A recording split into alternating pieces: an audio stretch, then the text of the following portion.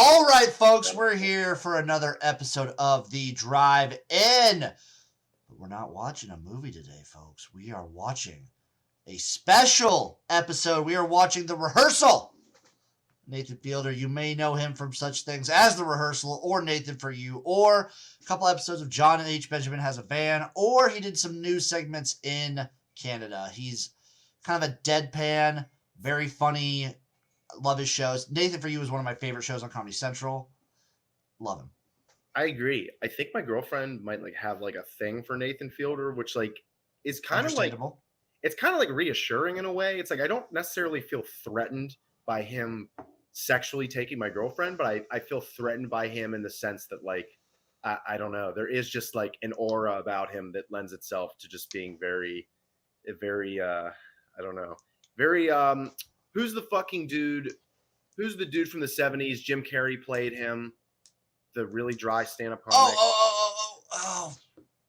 This is trivia night. We would fail this fucking question. I did. Speaking of which, this episode I think does have trivia night. It's Andy something, isn't it? Andy Kaufman. Yeah, I get Andy Kaufman.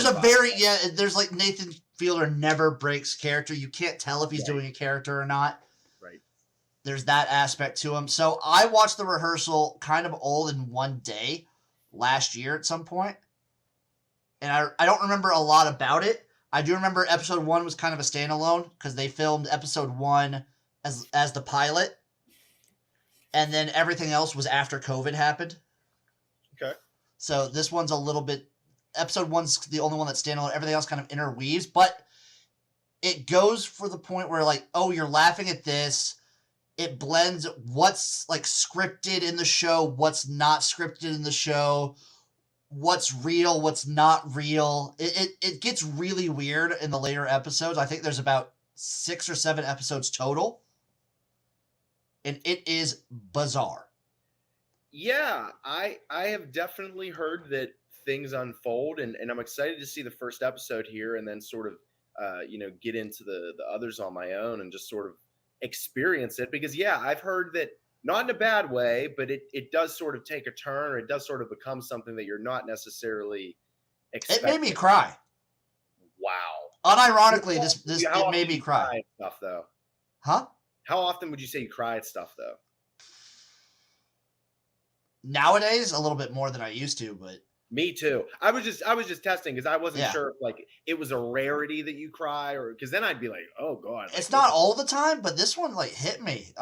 There's a point where he's talking to a woman, an actor that he pays. It's very emotional at points.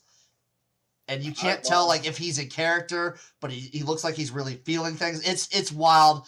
Episode 1 is sort of more standalone. It doesn't get into that full emotional scope. It's way more just comedic.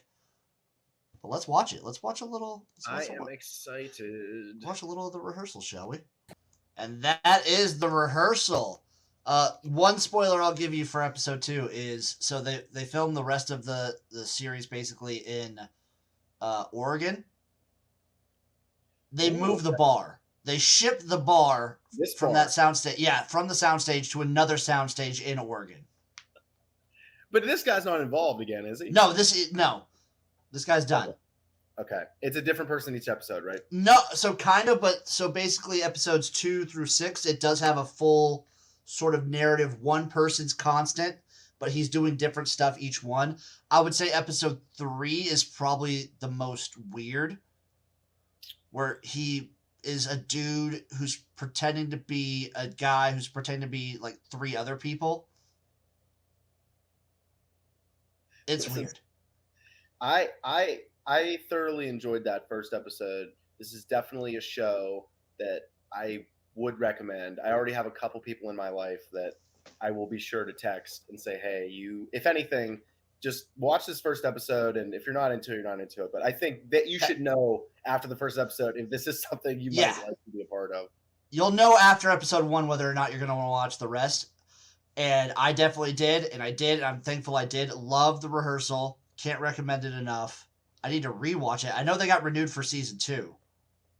I am excited. I think with the time I have here, and as much as I feel like a lazy hungover bum, I may just have to turn off this Kentucky-Kansas State game and pop on the second episode. So. What's the score of that right now, by the way? Kentucky was up by 7 points. Kentucky is right now up 39-33, 15:45 left to go in the game. What's your prediction, Christian?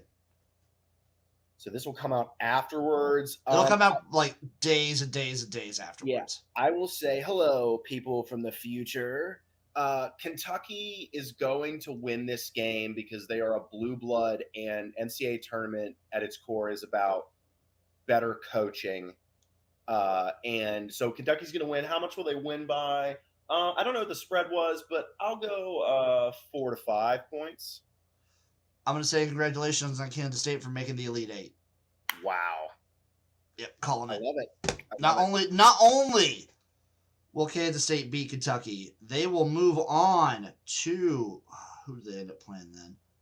The winner of Marquette, Michigan State. So never mind, Kansas State. Congratulations on your Sweet 16 build. Marquette will beat you, though. Marquette will beat them. I 100% agree. I might have to look at that live line right now because I'm sure it looks pretty nice. Thank you all for watching. Christian, do you have anything else going on right now? Check out the short film. Check out the short film, Under the Light.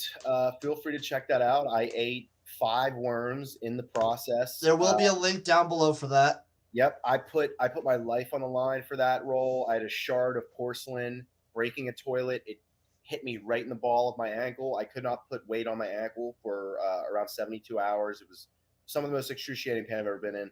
We remember that arc. Please check that out, and feel free to follow me on Instagram at Christian's InstaG, and keep up with all the streams that Jim is on for XFL and things like that. I will be on there as well. Hell yeah, you guys know where to find me at XFL Jim. Everywhere anything can be found. Thank you all for tuning in to the drive-in. We're glad to be back. We've taken a little time off, but it's fun to be back. We got a lot going on. Thank you all for tuning in. We can't wait to watch another movie with all of you lovely people. Bye, bye, bye.